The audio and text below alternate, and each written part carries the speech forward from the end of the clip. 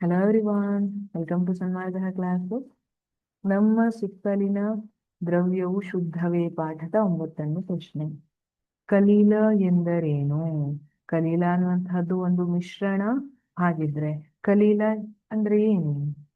ಕಲೀಲಗಳು ಸಮರೂಪವಲ್ಲದ ಮಿಶ್ರಣಗಳಾಗಿದ್ದು, ಸಮರೂಪವಲ್ಲದ ಮಿಶ್ರಣಗಳು ಅಂದ್ರೆ ಇಲ್ಲಿ ಘಟಕಗಳೇನಿರುತ್ತೆ ಅದು ಸಮರೂಪವಾಗಿ ಸಂಯೋಜನೆಗೊಂಡಿಲ್ಲ. ಅದನ್ನ ಸಮರೂಪವಲ್ಲದ ಮಿಶ್ರಣಗಳು ಅಂತ ಕರಿತೀವಿ. ಅದರಲ್ಲಿರುವ ಕಣಗಳ ಗಾತ್ರ ಬರಿಗಣ್ಣಿಗೆ ಕಾಣದಷ್ಟು ಸೂಕ್ಷ್ಮವಾಗಿದ್ದು, ಆದರೆ ಬೆಳಕನ್ನು ಚದುರಿಸುವಷ್ಟು ದೊಡ್ಡದಾಗಿದೆ.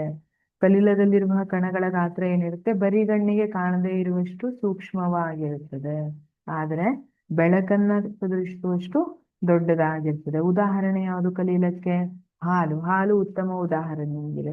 ಹಾಲಿನಲ್ಲಿ ಏನಾದ್ರೂ ಇದ್ದಿದ್ದು ನಿಮಗ್ ಕಾಣ್ತದಾ? ಇಲ್ಲ. ಆದ್ರೆ ಹಾಲಿನಲ್ಲಿ ಕೊಬ್ಬಿನ ಕಣಗಳು ಚದುರಿಕೊಂಡಿರ್ತವೆ. ನೀರಿನಲ್ಲಿ ಕೊಬ್ಬಿನ ಕಣಗಳು ಚದುರಿಕೊಂಡಿರ್ತವೆ. ನಮ್ ಬರಿಗಣ್ಣಿಗೆ ಕಾಣಿಸೋದಿಲ್ಲ. ಅದೇ ನಾನು ಮೈಕ್ರೋಸ್ಕೋಪ್ ಅನ್ನ ತಗೊಂಡು ನೋಡಿದ್ರೆ ಅವು ಕಾಣಿಸುತ್ತವೆ. Thank you.